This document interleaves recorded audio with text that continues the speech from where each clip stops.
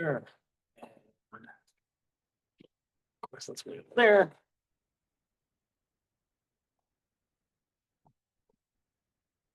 There's a third set of minutes to add to that. Yeah. It's a regular. Yeah. I guess. It is Thursday, August 21st, 2025. It's now 7:01 PM. I'm going to call this regular meeting and public hearing to order of the Deeper Planning and Zoning Commission. The roll call. I'm Anthony Bolduc. Lisa Di Maria. Here. Alan Verity. Here. Tim Puglielli. Here. Stan Reinheimer. I didn't see. Hold on, I'm doing everything here. Marion Stang. Here. Daniel Smith. Here. Right, and John McCaster. Yeah. I'm gonna seat you for Stan Reinheimer.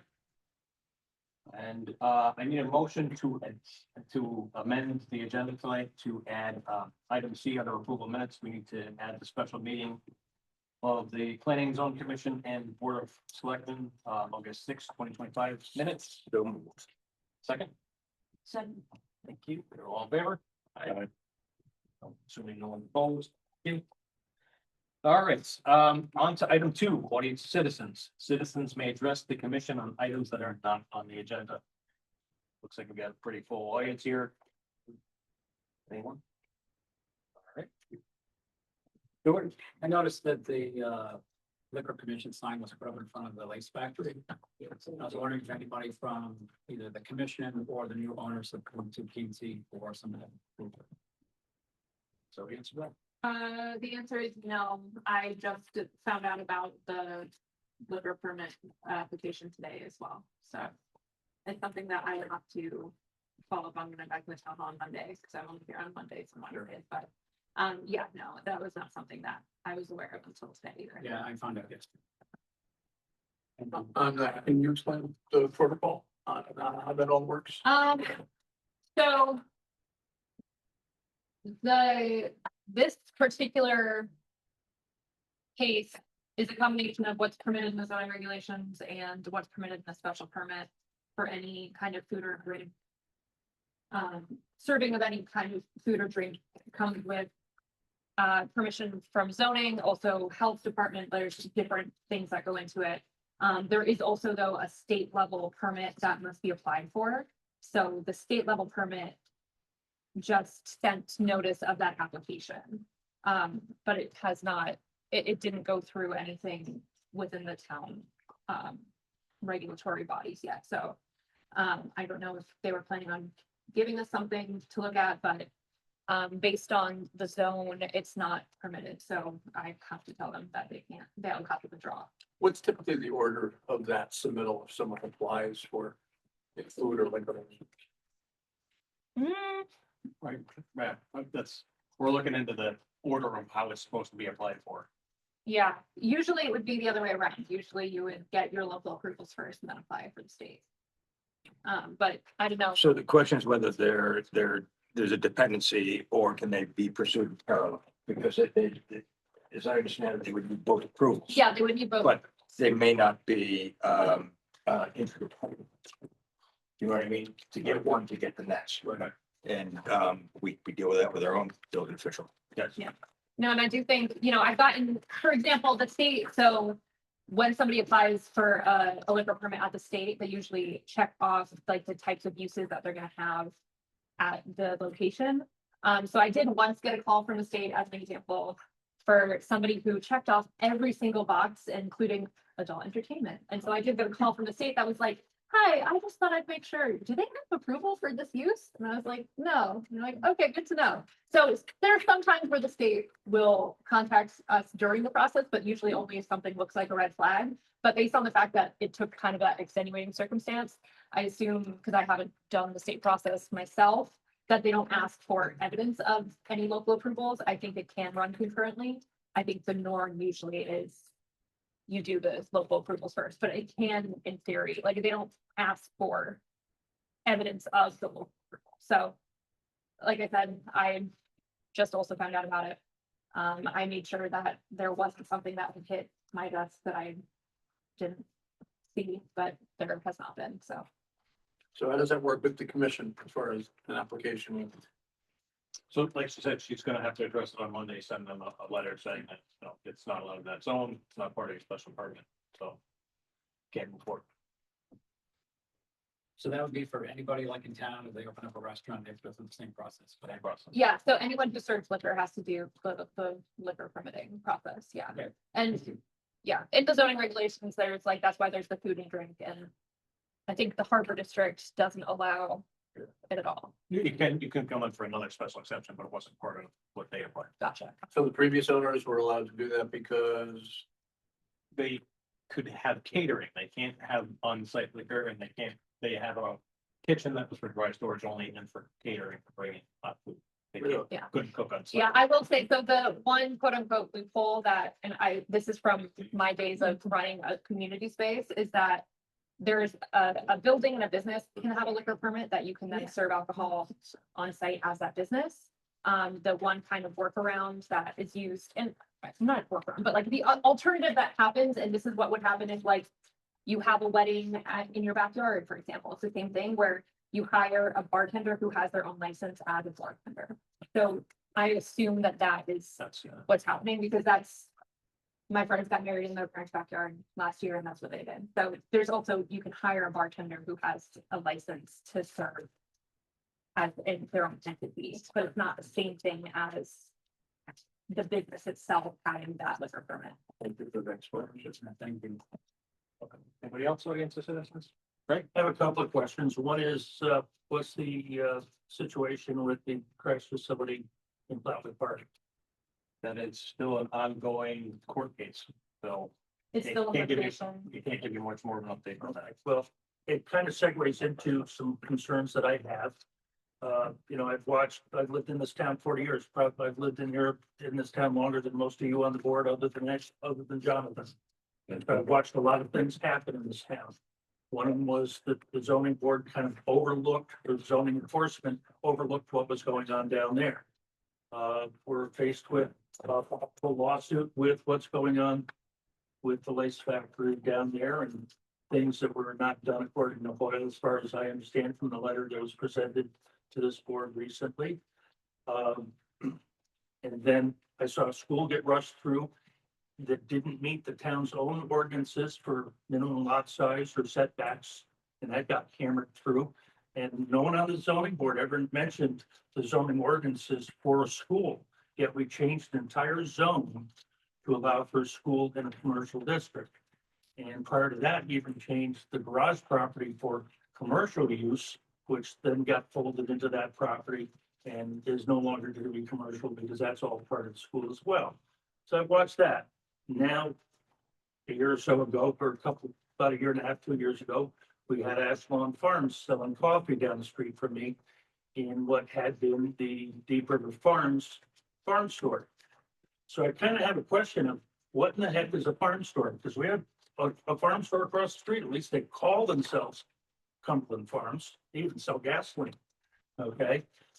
What determines what's a farm store when there's no real farm down there? They're not raising anything. They have a few pet animals. They have 30 chickens.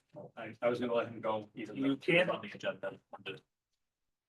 You can't swing a cat around here without hitting a sign that says fresh eggs for sale. So that, in my opinion, that doesn't wash, okay? Everybody and their brother has chickens and sells eggs. But they are bringing in stuff from outside and selling it, which that, in my mind, is retail. That's a grocery store. Benny's Farm Market in Essex started during the Depression. Then you're not familiar with that store. Now it's a food vendor store down by the hardware store, even in Centerbrook. And that was started during the Depression because the owner was a barber and nobody was getting a haircut in the Depression. So they became a farm store. They started one. It became a full-fledged grocery store. We're not watching that to see, and right now there's, what are they actually selling in there that makes it a farm stand? A couple of garlic scapes that were planted by the girls that ran the farm at Deep River farms when they first started the place and ran a CSA and they had much larger property that they could actually cultivate and grow things on. I'm not seeing that there. I see the potential for it being used to segue into this agritainment, which is going to become a wedding facility, possibly with a liquor permit, which noise in our neighborhood that we did not have and don't want. And using that to build on that for this special permit that they're looking for. I think we really need to tread carefully because we don't want to have creeping commercialism on West Elm Street in our neighborhood. And I know that the neighbors feel the same way. I'm questioning how we are supervising this to see that this is legitimate. So if you want, I was gonna say, again, there's a couple of definitions of farm. Right around the corner is a tree farm on a 2-acre piece of property. It doesn't meet the standards for the zone. And I guess trees are a farm. So there's that. If we took Larson's farm, they only have animals. They don't sell any vegetables at all. They have no retail on the property. They do, actually. So you can buy fresh slaughtered beef there if you'd like. And that justifies a farm. The deeper farm at the moment, even though we're not supposed to be going down this rabbit hole, does have animals on site. They don't just have chickens, they have goats and llamas, and they are just like the vineyard in Clinton, when they first started. If you're gonna start a vineyard, they are a farm. But it takes 7 years for vines to establish. So you have to import your grapes. And that was a big debate there too. How are they a farm if they're importing their grapes? Well, they're establishing that farm. You do have to start at some point. You can't just instantly have things pop up. So I do understand what you're talking about, and that's why there's limitations on that. They can't sell, excess. They do actually have to produce things. They do actually have animals on site. But we are gonna have to watch it. I don't disagree with you. Pet animals don't, a petting zoo doesn't make a farm. You're right, but you They're don't have, not doing animal husbandry. They're not milking goats or any of that. It's, if they grew trees, they would be a farm. they have no farmland. They do. They have 15 acres. That's more than. You can't have farms. I can't grow a tree on a farm. It's not all farms. I've walked it, I've checked, I've done site visits, they have produce grown, they have animals. As far as I'm concerned, it is just as much agriculture as the several non-permitted commercial agriculture operations that are going on in this town. So they came to this department and took the steps in the correct order to get the permits in place. The same way with the liquor permit, you're supposed to get the liquor permit before you serve the liquor, not the other way around. So they're still in the process of growing everything that they plan on doing, but they presented this office with a plan for the space and for the land. They got the commercial agriculture permit first, which is the actual order of things. So. And they have withdrawn their application for the special permits. So until they come forward with that, they may never. They may have pulled the plug and they may never come forward with that again. Then maybe they're very happy with what's going on now. We don't know, which is why we shouldn't be having this conversation. But I know it's pretty concerning, which is why I let this go. But again, I think we got to move forward from this. Anybody else on the citizens? All right, if not, on to approval of minutes. I'm sorry. Mr. Ginder? Yes, hi, this is Bob Ginder of 137 Kirtland Street. I spoke at the audience of citizens at the Board of Selectmen's meeting, and I just wanted to reiterate some of the things that I said at that meeting, just so that everybody on this commission can hear as well. And that's regarding noise ordinance. When you had the joint commission meeting a couple weeks ago, there's a lot of misunderstandings about noise ordinances and how they work and how they're enforced. So I think that both the Board of Selectmen and this commission need a little bit more education on how they work. One of the things, for example, is they were talking about lawnmowers and horn honkings and things like that. Noise ordinances don't necessarily cover those things. Noise ordinances really are for long-term lasting noise and not like a sudden instantaneous noise. So I think the commission just needs a lot more education on what those noise ordinances are and how they work.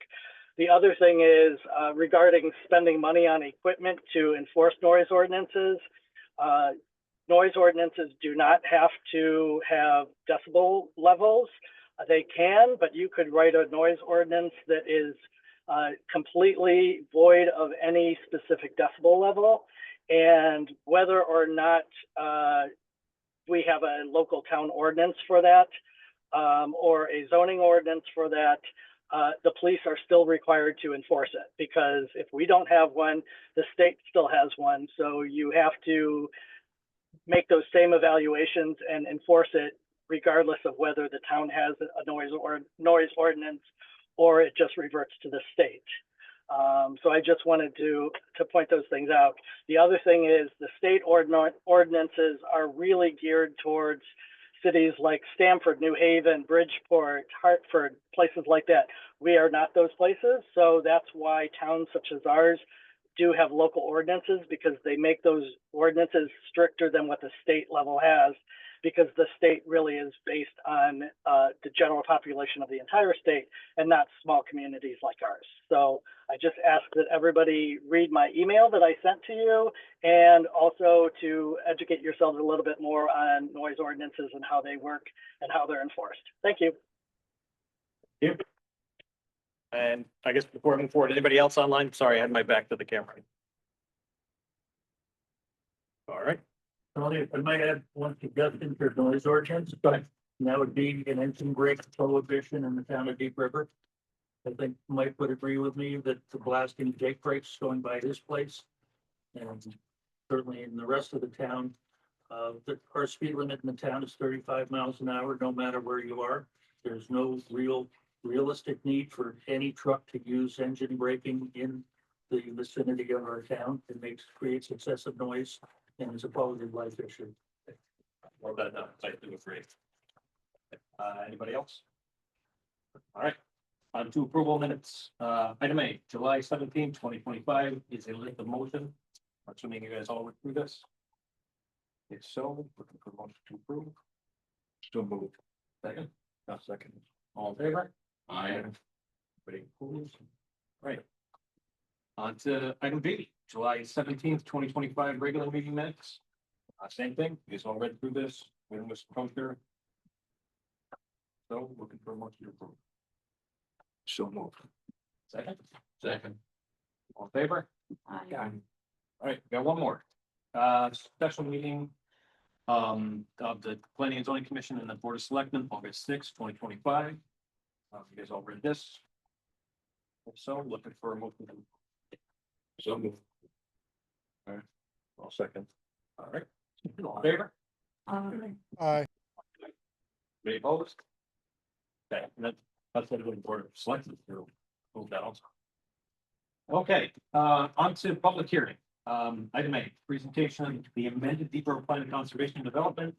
Applicant Deep River Planning and Zoning Commission. And Zoe, take it away. Yeah, I was gonna say we should No. have done that before. We should. You have it on your computer and I can let you share. Oh, right. That was the way I can do that. You could. Okay, I will do that.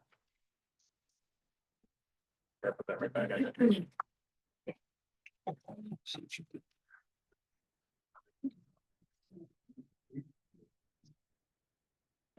You win. Maybe. I can find the mouse. Okay.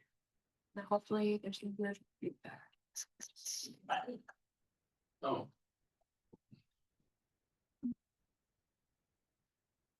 Where'd you go?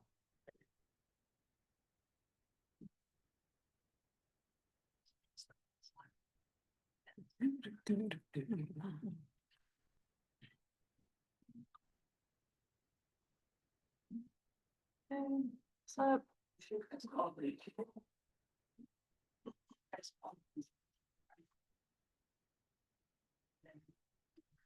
No, you're good.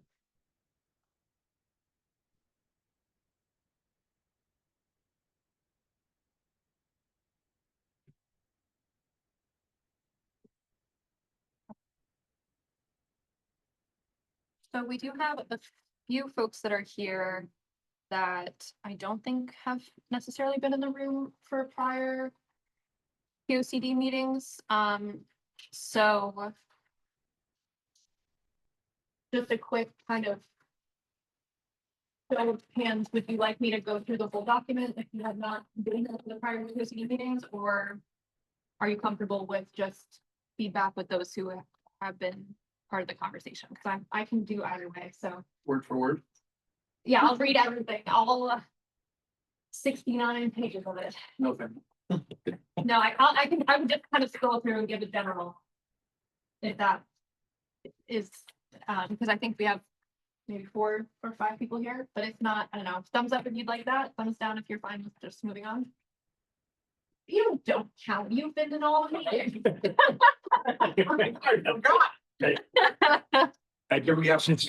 Since it's been available online for many months now, I'd recommend you focus on changes and updates. Okay. And then request questions or clarifications. Sounds good to me.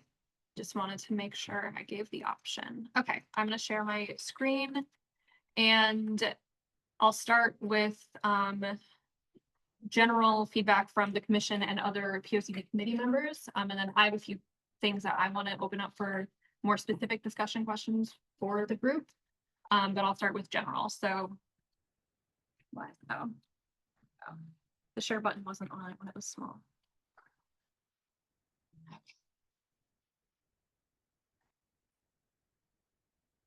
Yeah, here it is. Okay, so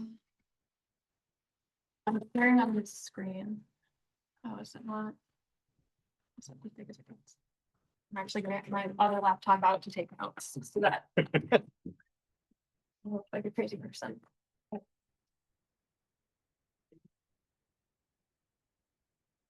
Scroll through this one for you. You know where this picture was taken from? Huh? You know where this picture was taken? To the limit. A couple. Oh, look it. All I right. took this Okay. picture, Yeah. edited it. Anyway. If we don't have any questions or comments to start, then I can start off by the conversation with my specific things. Yeah, okay. That's what we do then. So Stacey, you already know some of what I'm gonna ask, because this was the thing that I wanted to actually make sure was covered. I took that. Oh, this was actually Manuel's photo as a drone. Okay, this is scrolling too fast. Okay, so for the implementation matrix, what I really wanted to review with the community and then other town folks is making sure that the action items and related entities all seem to make sense. So if there's somebody that should be added or maybe subtracted in terms of who should, or brought forward as like, this should really be the lead entity and then others should be involved in the process. I think that's really the most important thing that I want to make sure makes sense so that this document can be more than just, you know, there's parts of a plan that are great that to be aspirational, and not everything in a plan ever at this scale necessarily is going to happen. However, if we can make it so that you can say, you know what, I'm really interested in this goal, in this action. Who should which commissions, which departments in the town should be involved in making it happen? I want to make sure that this can act as an actual tool for those both within the town hall, on the commissions, and residents who maybe are trying to figure out a good place to start can look at. So we could go page by page. We could just have general discussion. If there's anything that has stuck out to people during the process that you think you want to talk about or add to, that this was the major piece that I wanted to make sure, you know, everyone had their eyes on before the plan is adopted, just because I think this little end piece can be useful as like the quick guide at the end. So finish opening my computer so I can take notes. I mean, as you cruise through that, I mean, I was pretty okay with all that. It seemed like it covered everybody in the right frame there. Oh, you had one more page, huh? Yep, surprise.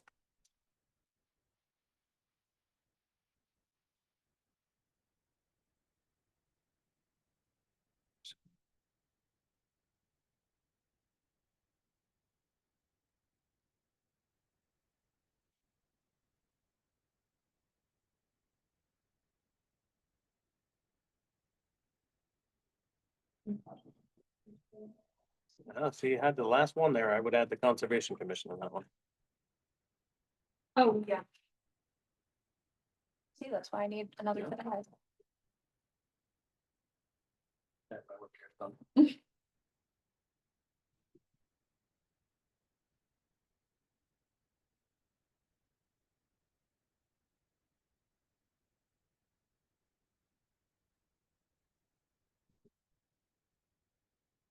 Anyone else have any comments about? Or if you want me to go back up one more time through it. So you're just saying that last one, I should add the inner wetlands and conservation. Yeah. You're seeing good nothing to say. I know, you okay? And then the other thing that I wanted to make sure that we discussed before the adoption of the plan is, and sorry, this is on its side, because, you know. Basically, so I created this map to start looking at some of the kind of key areas that were identified. And what I wanted to do was, because they're all highlighted for different reasons, like they're not all the same, but they were kind of the major parts of town that were brought up in different ways. And then I also made sure to highlight all of the water bodies and green space as well for conservation, sustainability, open space purposes. However, what I wanted some feedback on was if there were any other areas, properties or zones that came up during the conversation and in the document that I should add. And my other question was, would it be helpful for me to add in kind of like which pages in the document you can find information about these things, or is it better to keep it clean and simple? So this was the other piece that I wanted to have a discussion about because I put it in the most recently before sharing the final version of the document.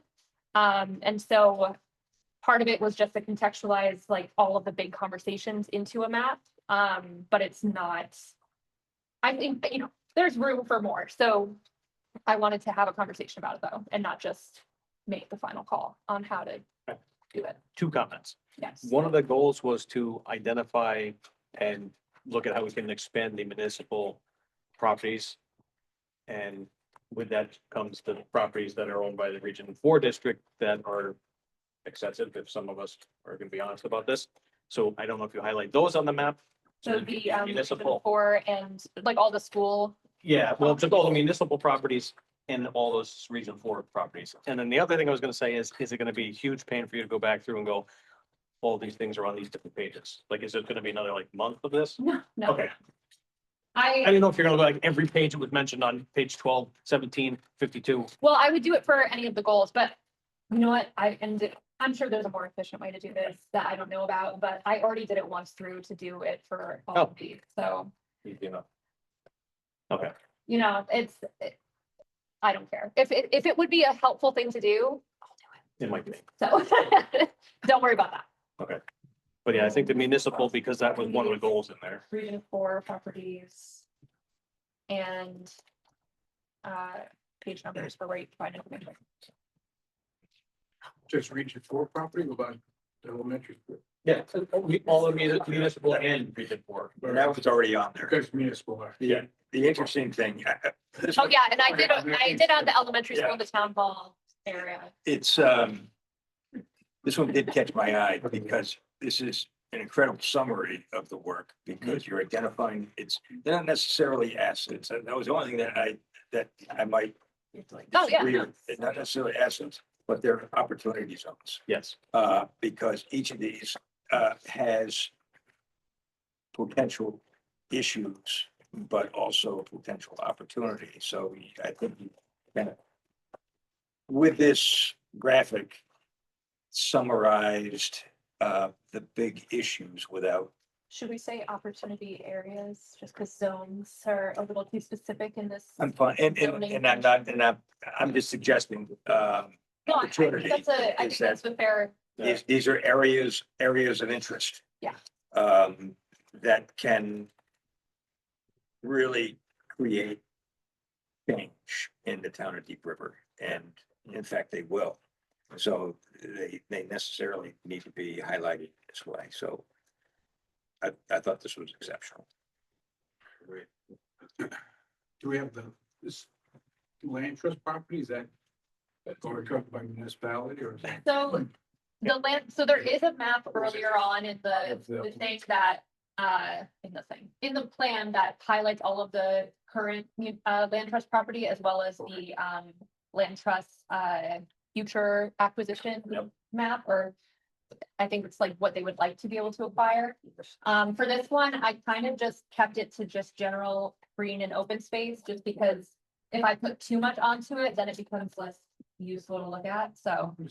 I was gonna, just so you're gonna run into Canfield Woods is a municipal owned property. So you might wanna highlight that separately, 'cause Okay. it's gonna show up, but it's overseen by the land trust. Excuse me, it's overseen by the Conservation Commission. And it's not owned by the land trust, but it is a conserved piece, but it's owned by the municipality, so that's a tricky one. So the reason I think that's probably appropriate for not to be highlighting that here, Yeah, because it's not really an opportunity zone. right, that's what I'm It saying. is locked up pretty much as open space, and it's not prone to transformation in any near time frame. So all these properties have the potential and probability of significant change. And I can also just, with how I do it, so like even here, I highlighted all of the Platwood Park area, which Yeah. includes this green space here, so I could also just signify it in a different way. That's what I'm saying, because it's municipal, but like he said, you're never gonna touch it. I Yeah. mean, it'd take a pretty to make that happen. Yep. So, What I find very striking on here is it really highlights how large Mount St. John property is. Yeah. And what a prime location right on the river that property is. Yep. So it's a huge opportunity for somebody, done well. Yeah. Tony, you probably already addressed it, excuse me if you already have, the state railroad. Yep. Has that been included as a potential greenway, so we could make it easier if that comes about ever? It's in the regional planning. It's in the narrative of the report, but it probably didn't spoke to the service being in a kind of a really. is that different from the rail here? Is that in a different spot? No, so it's light blue as the Harbor District, but it is the railway. It's on there. Oh, okay. I could point it out, because it is, if it's, so that whole blue strip up. Yep. I can point it out. Yeah, Yeah. I thought we mentioned it somewhere. Yeah, I mean, I highlighted it, but I didn't point it out as that, but I might as well just, Yeah. it's already highlighted, so that's easy to add an extra label. I think both as a trail as well as other things. To your point, when you combine it with Mount St. John, what a beautiful area between the harbor, Mount St. John's, the rail. Yes. That would be special. Yeah. I can't see it. Okay. Oh, yeah. Jonathan had a question. I think it's 70 acres at the top of Rosemont Drive. I can't see that well. Rosemont Drive. Off Wordsworth Street, Yeah. It's a dead end. it's a dead end and it's our only, It backs up to Incarnation and I believe Yeah. Haynes. Yeah. Blasting. Why can't I place this? Oh, okay, now I know what you're talking about. Yes, Is it part of the Flatwood? it's behind. Oh, no, okay. Oh, I know what you're talking about. Okay. Okay, that'll get highlighted when I do all the municipal. John Winter. John Winter has taken. Yeah. Okay, but they can't do anything with it. Right. Okay. Yeah, that's why I wanted the municipal sites highlighted, because it also includes the pieces that are downhill, the high school. Right. Those are owned by Region 4, but they're big open pieces of property. Would that be a separate graphic? That's a good question. Um, Should it be a graphic? I think it might be because I could do a second map. Do you want me to do one that just highlights the municipal and region 4? That's a good idea, Yeah, because I it's think so. gonna get you're gonna lose sight of Yeah. opportunities. Yeah. I think so. Yeah. Good call. Yeah, that's the challenge with the map, is that there's a lot that can get added on, but then after a certain point, it becomes kind of hard to look at I again. think that's what makes this one nice, that it's concise and it's already been distilled. Yeah. Because the body of the report has everything in there if you want to dial in. But this is kind of backed out and there's an incredible organizational diagram here where you've got the kind of this central district with opportunities within it, which is your centrist. But then you begin to look at these nodes that are on the periphery. So you've got your large kind of destination sites that have potential for significant change, either in commerce or in preservation, or, you know, any one of the vested interests represented in POCD. But as a diagram, it is, I think it's pretty explicit that you got these little radial nodes that are in play. Yeah, I think if we, like, if we add anything to this, it's gonna take away from it, so. I think separate map is the way to go. Because they're almost two separate subjects anyway, Yeah. municipality lands and, Yeah. and opportunities. That'll help the selectmen too, when we kind of complete our case again with Region 4 that we want to host be. Yeah. And then we can say, look at all the Yes. property that is not taxable that you're taking away from us. Yeah, yeah. That'd be helpful. Thank you. Great, okay, there will be a second map in here. And I will add some page numbers to this one so that if you, once again, are, you know, jump into the end and are interested either in a specific goal or a specific area, then you can start there and then backtrack and say, okay, what was said about Flatwood Park area? And kind of go in that way, so.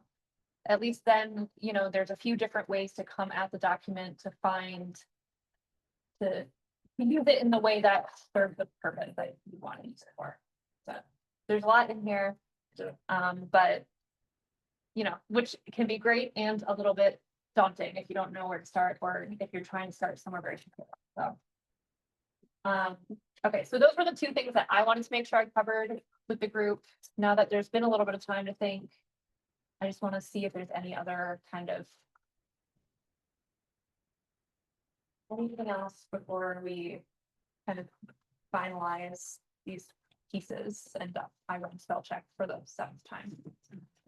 I'm good. I think the biggest thing that I noticed is that in the first page, your name is not on top. I think that well, in terms of putting this document together and having the most information on it, that Marion, yourself, and Tony should be listed as kind of guiding this process and document. Because without, and it's not just recognition, it's the fact that you know the background on all of this discussion. So I think you as a point of reference for this document need to be near the top of that list. Near the top of Yeah, you've done an amazing job, so thank you, and the whole commission. Right, you've done a great job. Are you not even on there? She's not, You're not even on there. she's not on there. There's a She's not on there. logo. Jeez, okay. Well, you can put your name on there. Okay.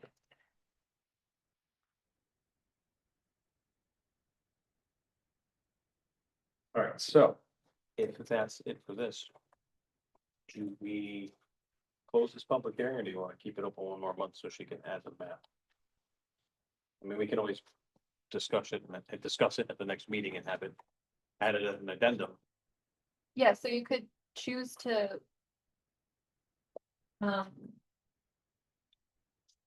like, for, if you wanted to close and even vote to adopt, you could choose to vote to adopt with the, like, with Upcoming map. the upcoming, with the changes provided. Or if you wanted to just wait and I can present, you know, the final. My recommendation is that we close public hearing, because it's been a long process. And we're not at a point of adding any content. We're editing and refining it, you know, for purposes of communication or, you know, graphics, et cetera. So I think it's probably a point of time, Marion, that we close the public hearing and get this approved. No, I agree. One more round for the public though. So I'll just ask a general question, because I think I might have missed a couple of meetings recently. So all the commissions and boards that fed into this have all reviewed it, said, yes, I'm good with my information that's been provided. We've tortured them to death, we're to the point where they won't answer us anymore, so. Yeah, send a few reminder emails instead of. It's been there, I can go back and be like, no, I'm not done yet. No, there's like, will you please stop emailing us? So, We Okay. did. and we can always, if they, and this is always a working document, we can always revisit it, it's, you know, it's not etched in stone, Yeah, it can be amended. so. Anybody else from the public? Anybody on the commission? If not, motion to close the public hearing on the POCD. We'll beat you to it. Looking for a second, I'll second. all right, all in favor? Aye. Any opposed? Okay, item D has been withdrawn. We're on to old business. Presentation of the amended Deep River Planning Conservation Development, applicant Deep River Planning and Zoning Commission. Just talked about all this. So we just need a motion to approve with the amended document, with the amended map and the corrections that, so we, Or do you want to wait? wait. Just wait. Yeah, we've asked for a couple of edits to the document, Yep. so I would recommend that we defer action on this and you can get the final document, and in a month's time, we can approve the document. You know, as written, not as hypothetically. Okay, so we can torture a little more. Yeah. Okay. I think it would be nice to have a number of copies printed. Mhm. I mean, we can pick them up here. You don't have to mail them out or anything, but just to have the entire document in one piece. Okay. All right, do we need more, we should need motion to post all, right? Do we need one or just kick it? We don't, because the agenda item, there's no action. Because there's it's no ours, action. right? Yeah. Because it's ours, we don't have to. Thank you. Yeah, All right, I like that. On to item 6, new business, site plan application, accessory dwelling unit in a pre-existing single-family dwelling in the village commercial district, 214 Main Street, map 57, lot 79. Applicant Johnny Carrier. Is there an applicant? You stand, you can roll stuff on the table, you can have a seat. so I'll scooch this way. Okay. What is the action for today? What's that? Okay, yes, yeah, we just presented that. We're just presenting. See you after. Well, this is a site plan. So it's up to the commission, but it's not. Brought a couple big copies, we want to throw one on the cabinet. I mean, We want to project it. That might be easier. Oh, all right. I had printed them when it came down the other day, so. I already left the Zoom. You're gonna have to let me back in. See, this is the weird part about me being here in person. That's all right. When I'm virtual, I share everything, and then I'm in person, I'm like, oh, right, I guess I could still share stuff on the screen. The wrong setup. The stuff's on the wrong side of the screen to see everybody. Well, at least the volume's working, all right. Nobody's complained yet. It's all working fine. You guys are doing Is it? great. You can Yeah. hear everything? Yeah, just keep moving along, man. Awesome. That's good. Well, last month I couldn't hear anything. I was worried about that for trying to get people on the POCD. Yeah, at the last meeting. This is my second meeting I've had to be remote. This is better. This is good. It's not, Okay. keep momentum. Because that means the next meeting I will not be here. All right. Okay, Okay. sorry, let me open this.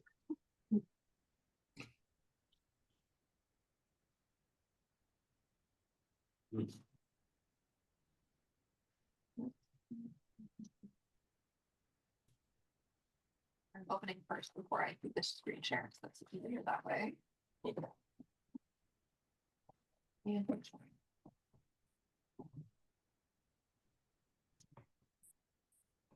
You have to. Oh, can't share, huh? Hold on there. You stop signing out.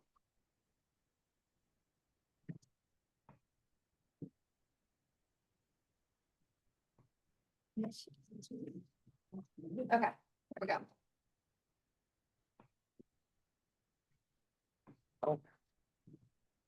What do you got, Daniel? What's up?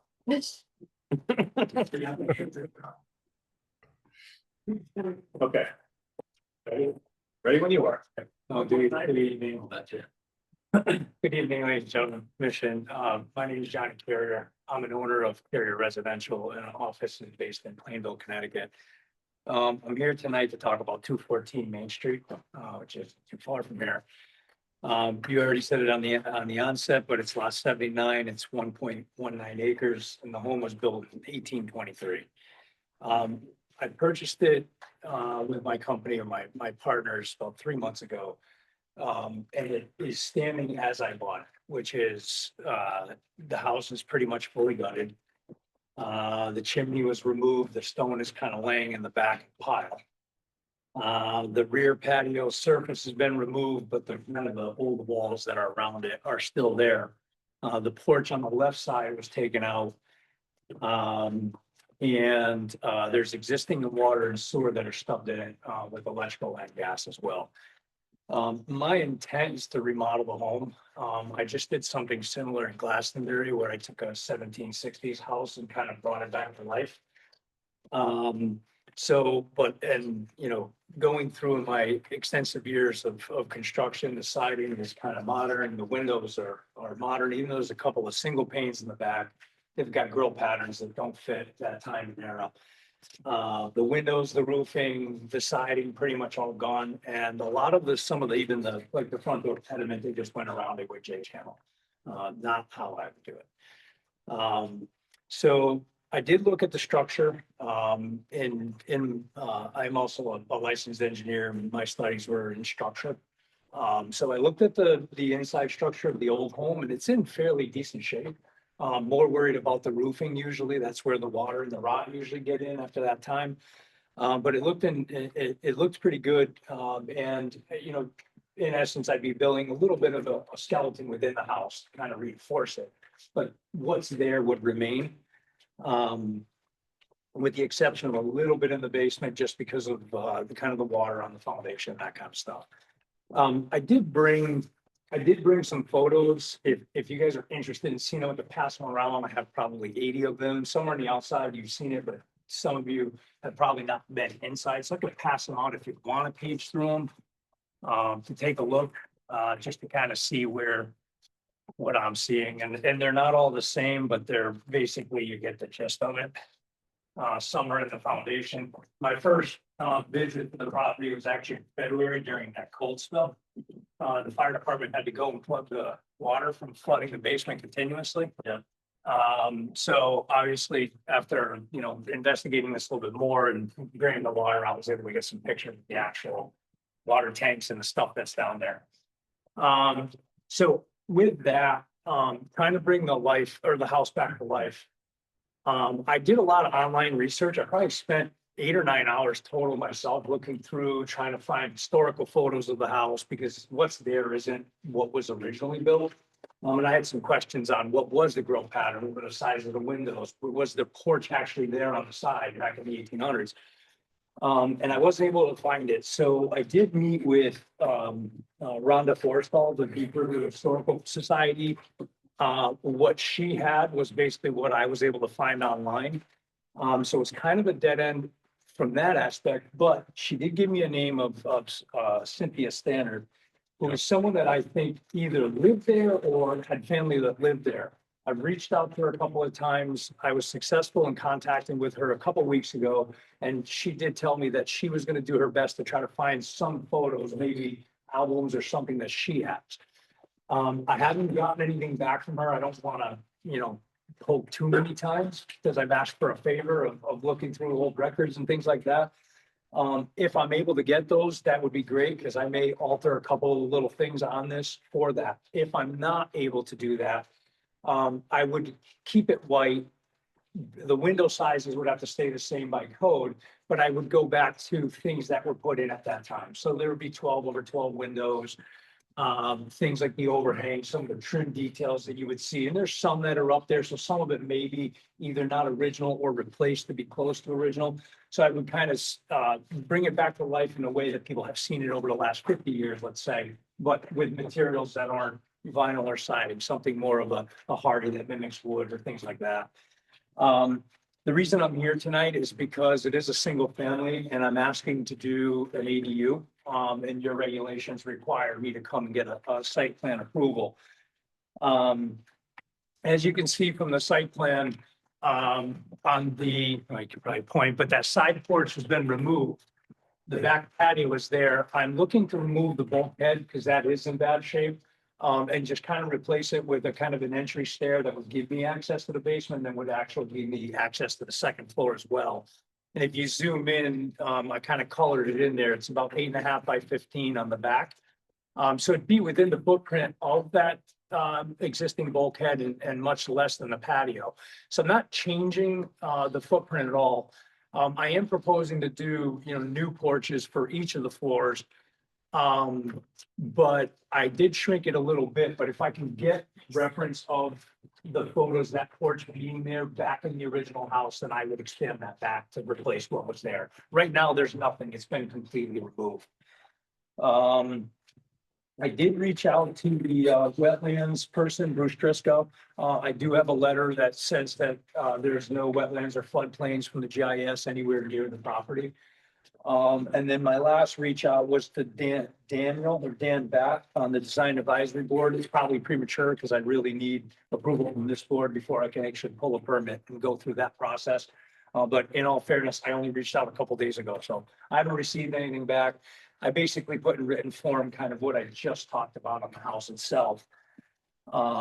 So obviously, if I were to get this approved tonight, then that would be the next step to go through design, because from the regulations, it is required in the district that the property resides in. Yes, any questions? Yeah, you should, you mentioned wetlands there, that, the whole area of that property and the, what we call it, Costello property next door. There's a lot of, sometimes we call them French drains, but they're laid up. Okay, Yeah. across a lot of those properties, just to be aware of it. So we, before we purchased it, we had a due diligence period, and I've hired Joe Wren from Indigo. And he had already done some work with the previous owner, who had done kind of the demolition and the stuff that's there.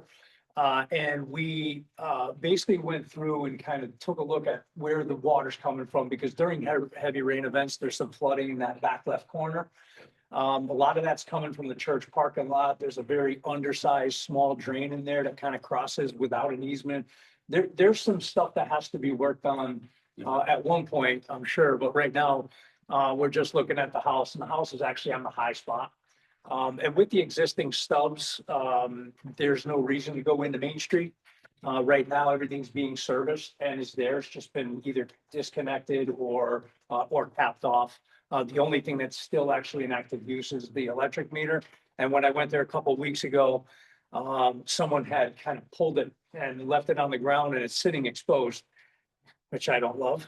And then, and someone stole the copper leaders from the house sometime in that time frame too. They couldn't reach the top ones, but at this point, the house is in kind of disarray. If you drive around the front, you see it. It's even worse if you get around the back of it. Plywooded openings, and they did start some framing inside. I'm not in love with it. I'm a little bit of a OCD perfectionist, and it's not the way I would do it. I grew up framing too, so it's kind of my, before college days. Any other questions? Sorry? I'll leave it to, this is the audience first, right? Nope. No, this it's is- site- this is site plan. Site plan only. Oh, site plan. So I do have a couple of comments. Two. One is a design advisory process, and this is procedurally, is part of the zoning review. So you got to go to the design advisory first, because it's in the village district. They will make a recommendation. It's not a historic zone. It's not a historic property. It's the village district. So procedurally, you took the right steps, but it is integral with zoning. The issue I have with the application is that you're correct to pursue this as an ADU because we don't allow duplexes. They're not permitted. But it's not an ADU. An ADU has to be restricted to 30% of the area of the primary residence. So your opportunity would be to make the ADU a separate ADU in the shed building, the barn building, et cetera. Because it just does not meet the definition of an ADU, because each unit is essentially the same square footage. So it just at variance with our regulations. I understand everything that you're doing. I get it, and it's probably the right thing to do, but it's just not in alignment with what we allow. So Every say unless you can rework the floor plan where the upstairs is 30%. correct. I mean, there has to be a subservient unit that, kind of makes it almost by definition an affordable unit. So otherwise, I get exactly what you're doing. I think it's an appropriate thing to do with this property, but we're just gonna have to we'll run into an issue with that by definition. So do you want to try and rework the floor plan? You still have to go to design advisory too to get their blessing and come back to us. We can postpone this, we can withdraw it. Those are kind of your paths forward. Okay, I would choose to postpone it and then let me think on it a little bit. Let me talk to Zoe a little bit, maybe get some of the rules. I thought I had them all straight. But if it's so, if I decide to withdraw, I can always do that at a future date. You nailed for me. I was like, oh, he's saving the building. That's fantastic. So yes, I mean, I'm there with you, but it doesn't meet the rules on the record. Yeah. You have a couple of paths forward. Yeah. There's precedent from a few months ago of a process. And, or you can meet the definition by redefining the units. Okay. You need the TDA, right? Yeah. But, yeah, it is. I know. Okay. So, all right, we'll postpone that. Request the police to hear back again. Okay. Thank you very much. You. Okay. On to reports.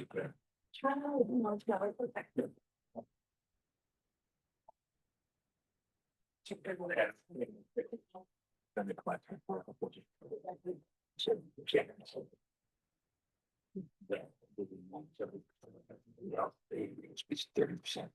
Maximum or 30%. It says partial.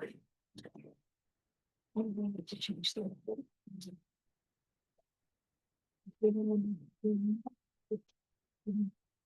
Sorry. No, that's just a sign. All right, we're all. Bring it back. Okay, yeah. On to reports. DEO, and our number 7 reports, DEO. Okay.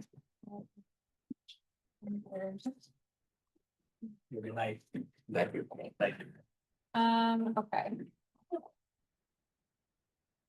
So, Make it work. Good night. going through the whole list. So since the last meeting, I've been working both with our attorney on some of the issues that were raised in terms of the lace factory at 162 River Street. And then I've also been doing my own kind of investigation into what the original permit said, what the amended permit said, what's been going on based on reports from neighbors and based on reports from the property owners, and trying to figure out what's happening. And I did meet with them to discuss the things that did seem like the most, the issues that can be addressed through, or the violations that I think are valid violations. So I'm gonna just go through basically the list and kind of say where each thing is at. The liquor permit question was already addressed before. That's one question for. Yeah. Were they provided with a copy of what was provided to planning and zoning? Because that's a public record. They're aware of the issues from the neighbors. You mean the attorney, right? The current owner Oh. are aware of what's being requested. to be So correct. I met with the new owner. I actually didn't send this letter to them, but they were informed of every element that was asked of it. So all of that has been communicated. Right. Some of the questions in it were things that I wanted to get verification from the attorney on because they are kind of bigger questions than can be answered by the owners or even, I would say, by this commission without kind of that legal lens, in terms of the validity of the special permits themselves. But all I'm asking is, and I would request you do this, is share that piece of information as part of public record. We don't have to interpret it for them or. No, the and commission. generally They should be speaking, aware yeah. of the fact that these are pre-existing conditions. Yeah. That they may not have been made aware of. But the research that was done and the way it was presented was very well done and should be conveyed to the current owner so they know what they have to deal with and what they've inherited. Because if they're not aware of that, they may not be trying to rectify it. So the best way to I think address this is for them to understand the situation and say, they were, this is our limit, they can see for themselves, this is what we're limited to. Yeah. And may voluntarily make the corrections as opposed to. Yeah, well, and Yeah. so the biggest question that, so, yeah. I'll get All right. No, and as a general kind of thing, with any kind of enforcement, especially ongoing complaints or ongoing enforcement questions, if I have a direct line of communication with the property owner, I use that route because it's faster and more effective generally than sending a certified letter and then waiting to see if somebody responds to it. So I do communicate directly, and make sure that people know this is what I was reported. Especially with this particular, when there are ongoing things, I also do give opportunities for property owners to give me a response, and try to make sure that I hear Right. both sides, of what's going on. And this is more than just for this one. This is for any ongoing, complaints and neighbor disputes. So just, this is more general, just the general practice that I take with these things. But yes, they are fully aware of that.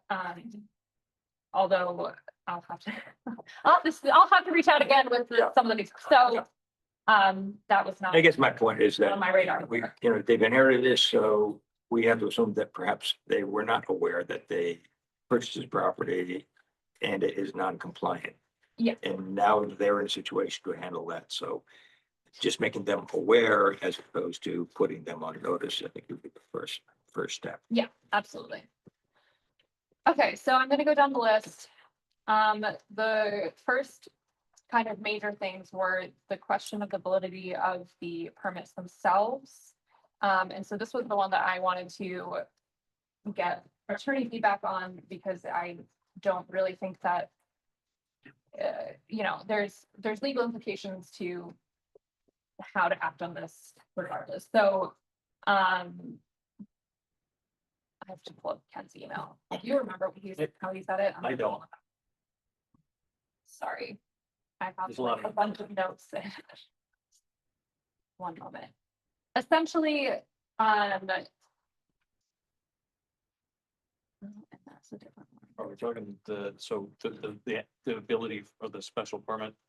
Yeah, so, okay, so, we can seek to enforce the conditions of the special permit, but, we cannot undo the decision of the use as proposed. He did not find that there was a determination of that it could be revoked or reversed, based on what is currently at hand. I do think that, we can enforce, we can compel them to cease until things are corrected. However, we cannot revoke or reverse the decision, and he does, the attorney at least believes that the special permits are both valid. So that was kind of the major question that would impact how other actions were handled. And that includes ZBA. And that includes, appeals to ZBA over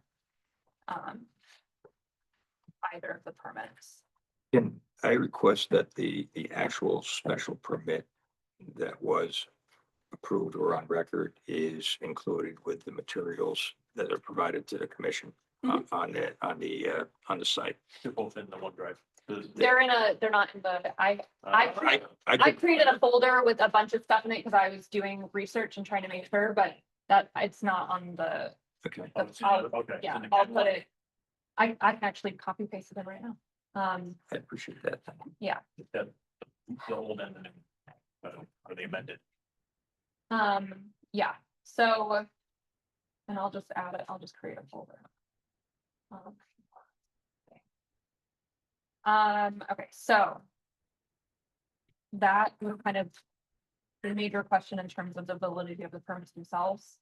I will also say, there was a question of the permitted capacity for the number of persons that can be in the building itself. So the proposed special permit modifications that were approved for the amended permit, which says the approval was made in accordance with the following documentation, information provided in the application dated blah, blah, blah, as well as the use of the warehouse in the second floor of the front building for the banquet space. I think both of those pieces in the decision imply the fact that the capacity limit of 250 people was approved as part of that amended special permit.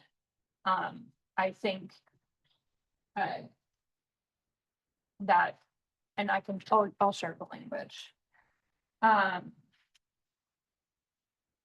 But I don't think that them advertising for up to 250 people. So this was the language from the proposed modifications. Use of the warehouse and second floor of the front building as banquet meeting space with more than one function allowed per day, but never simultaneously. And then it talks about with limited capacity 250 per fire marshal. This proposed modification is to codify use and expand hours of operation. There's no intention to increase existing capacity of the existing use. So the capacity listed is the 250. So they modified a non-conforming use. So this for was, capacity. this was what was proposed, and then it was adopted. This is the amendment. Special permit notice, information provided, use of warehouse and second floor. Can you go up there? January 21st, 2016.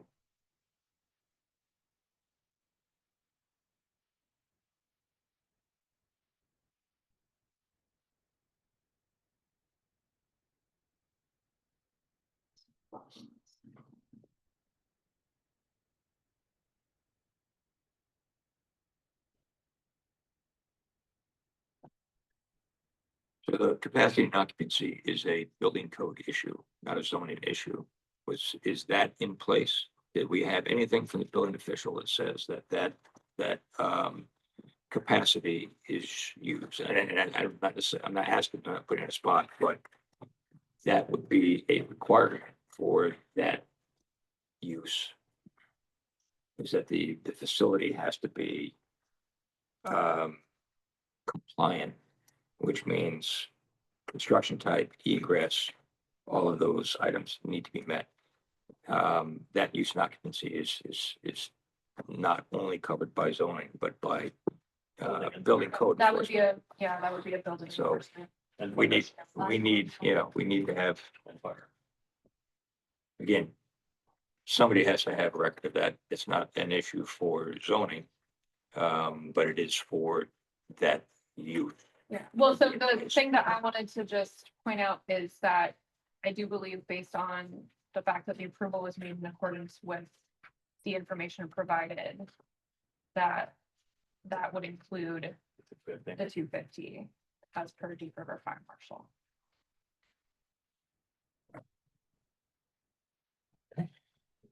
So this narrative is part of the amended Yes, this is application. the amended application that was approved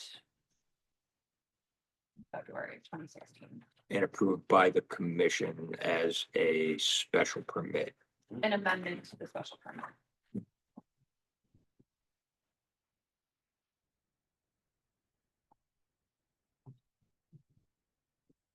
With a public hearing. Right, no, special permit did not, it was just an action of the commission. No, special permit is a public hearing, and the amendment to a special permit also needs a public hearing. Procedurally, there was a public hearing then, in Yes, order to there- get there this would amended. have had to have been. Well, Well, I mean, yep. my research. You know where is I'm going, minutes. is that I Yeah, looked right at there, the notice of all of decision, the, I was decision. focusing on what I had on Yeah. file for the property to understand what was approved at different times.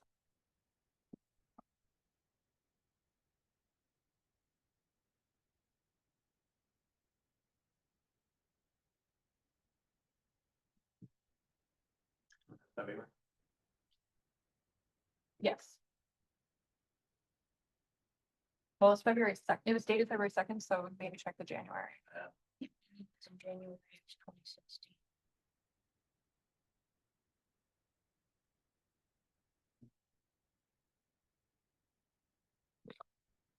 At a regular meeting of the. Yeah, I apologize for all the questions. No, no, Just okay. the only thing that was on the record with regard to this was what was included in the minutes, so the background information. It was a public hearing.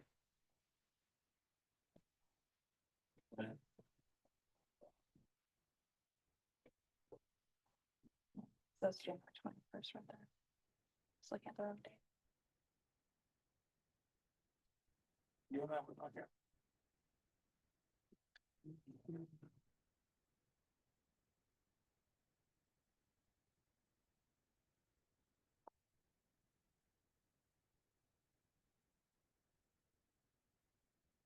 Any more questions on that thing? So the one thing that I do need to review with the owner is the parking. So I did already meet with them about that. The parking capacity on the property itself does not appear to be exceeded because it physically doesn't have more than what it has. But the issue right now is spillover parking at other properties. I do think that some of it is also the Essex steam train, which is active right now. And I have not received complaints from the Essex steam train folks about parkers going to the lace factory, which would be useful for me as that is their business.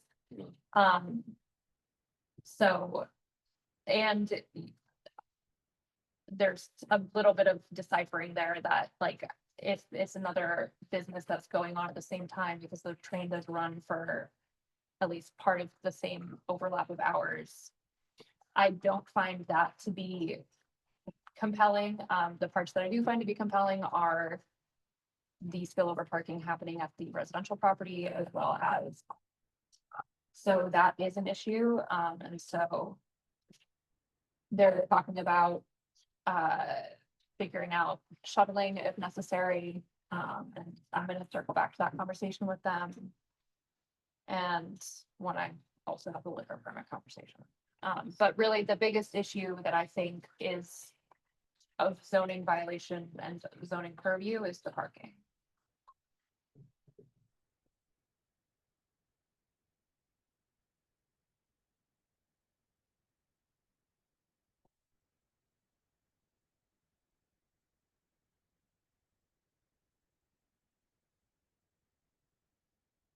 Were there, part of what's submitted to us was reference to, landscaping requirements.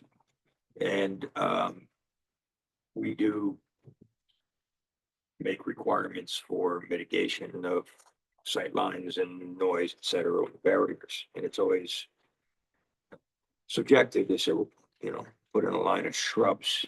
It doesn't necessarily do it, but, has there, you know, Has anything been put in place to mitigate those conditions that, you know, acknowledge the fact that we've got different uses, and one being a special exception and non-conforming? Has the effort been made to mitigate the noise and sight lines, things like that? So the applicant, well, I guess that property owner, they're not applicant anymore, but the property owner stated that they did do landscaping measures prior. So I can do a site visit and just take a look and see if there's more that should be done.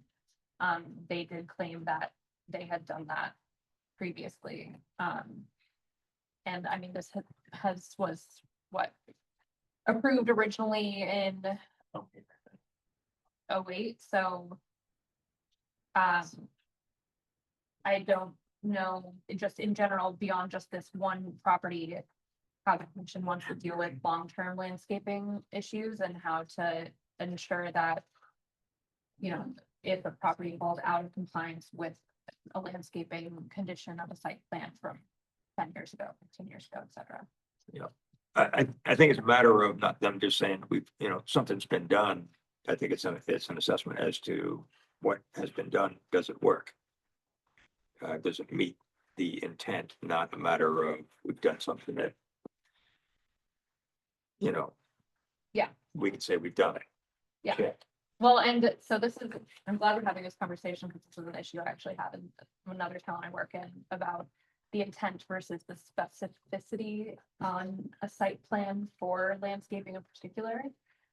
So if this commission is comfortable with me using the interpretation of intent, it is easier for me then to use the discretion to say this does not meet the intent, even if it meets what maybe was on the. I would insist we use intent. It's, Glad I know it's difficult, to hear that. Like, no, seriously, like that's good. but we actually have a board in town that deals with subjective interpretation of both performance and aesthetics. And so I think we make use of that board comprised of professionals to interpret the intent and, the execution. I just want to correct it. It's May 21st, 2009, it's the original permit. Oh, thank you. So it's on record. I have a problem with that. I understand, but it was so long ago. Unless we have really good minutes or really, I don't know if the records are good enough to know what the intent was for those commission members. It's a lot easier with us and, what we talked about 3 months ago or whatever, but when we're talking about over 10 years ago and not having the same commission members part of this commission. And if that record isn't specific, I think it's really difficult to do that. But if those commission members were wrong, it doesn't mean we continue to interpret our regulations incorrectly. Well, if I can add to that a little bit, I agree with both of you, except that what we need to do is go back and see what the original permit, There's no permit. there, like, it has what? No screening except for the parking lot. I'm just rereading it. But what I mean is not the permit. What I mean is the decision that was made at the time. We have to find out exactly what it did say. And then find out how specific it was. Then decide, was it specific? Did they execute what was in those requirements, those conditions? If they didn't do what was in those conditions to begin with, they need to do them, no matter what they've done after that, to try to mitigate any issues. If they weren't specific, then we go to intent. But if they were specific at all, we have to follow those first, because that were the condition, those were the conditions placed on it. So first we have to find out how specific they were.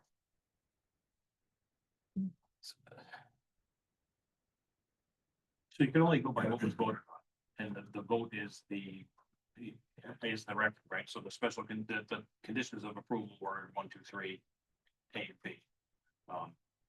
And it was, utilize banquet facility, hours of operation, use of the warehouse,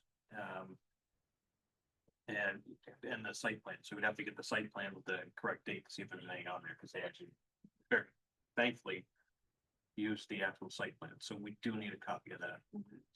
So if there's screening on the site plan, we can rely on that. We can rely on that.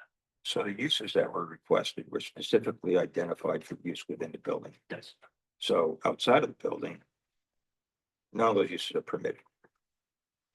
So it's, I'm bouncing between the two.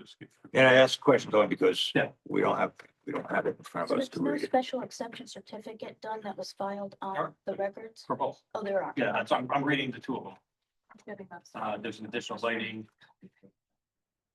OneDrive, no, it's available, on OneDrive. Yeah, all right. Good. It's hard to get on this one. You're blowing it up. You notice?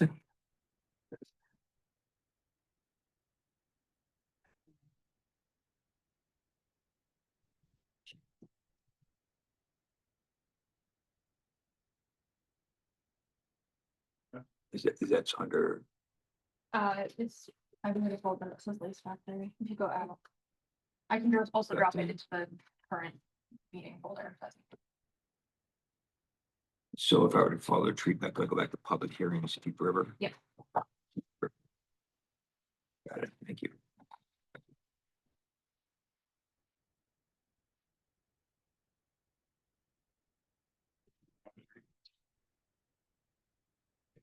There's no outside in it.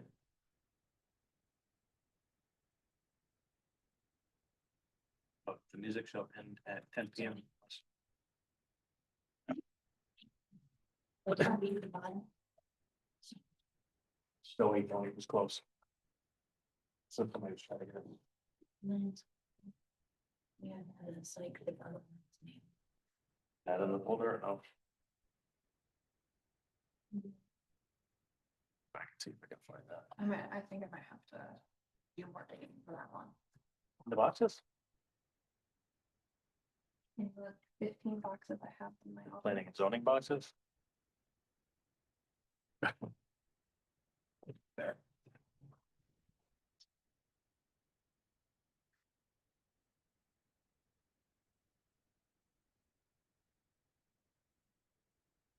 Well, it's definitely a plan.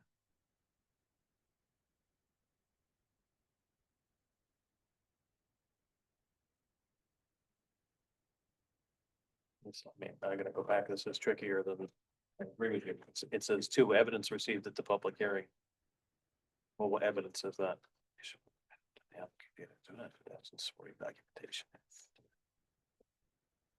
Okay, well, Okay, which number 1? Just can you scroll, Sorry. please? Thank you.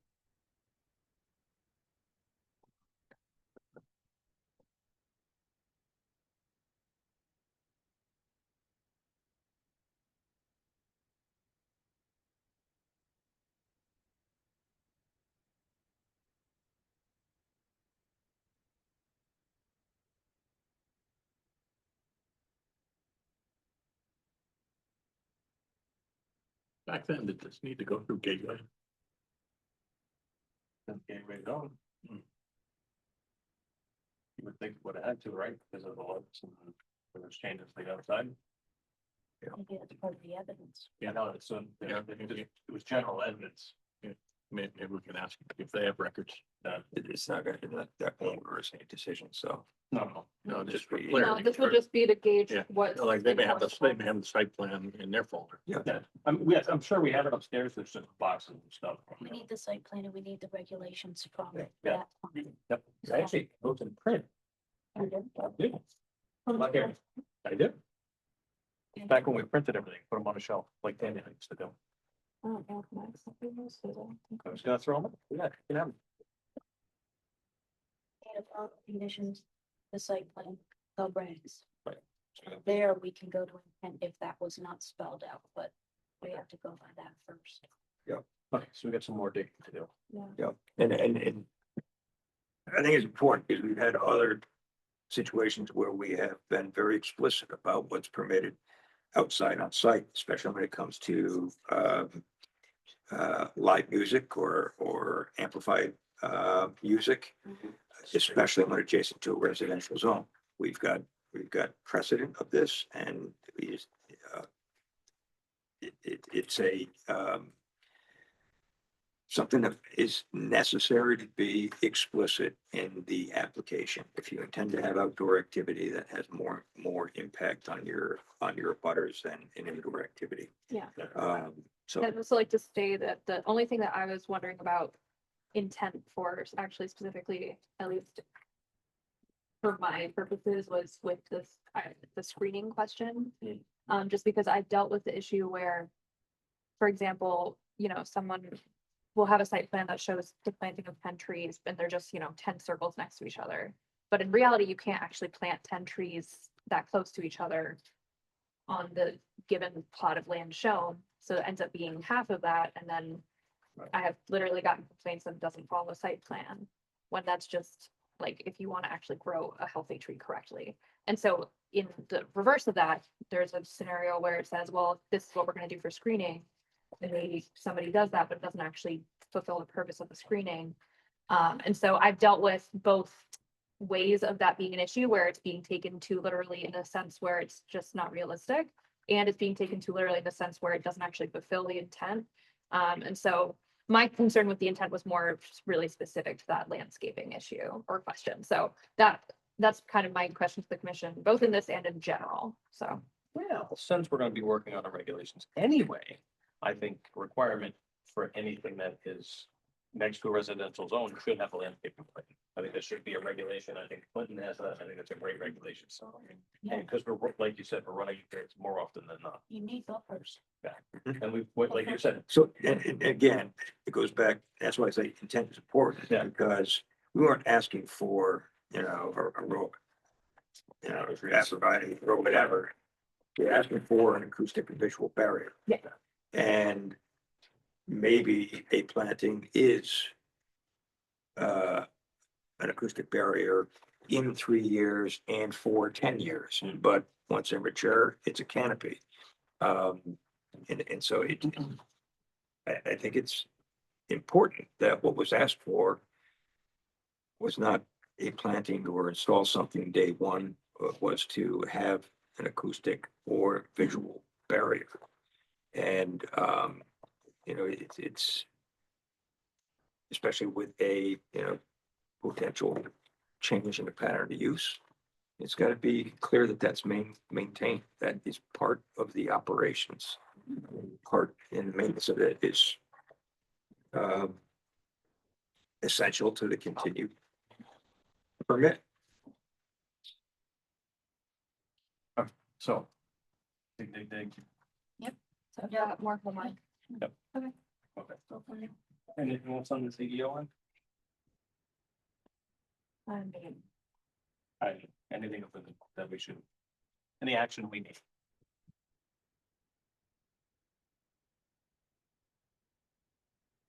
I got something to get the chairman, so. So I do request that the, you know, what was presenting to us is provided to Yep. the current owner as information. Yeah. Because, and I'll provide it in an email requesting a meeting also to discuss the Yeah. newest issue. Yeah, Um, because, you know, again, before enforcement, it's really notification, because they may very well be able to rectify these and comply with intent without it being adversarial. And that's what we want to Well, and I pursue think first. some of this also, I do want to do that extra homework now as well, just to make sure that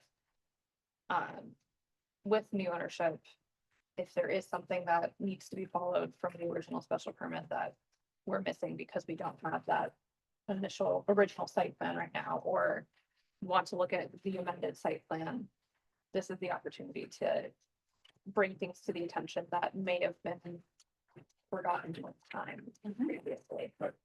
Yeah, good records be good.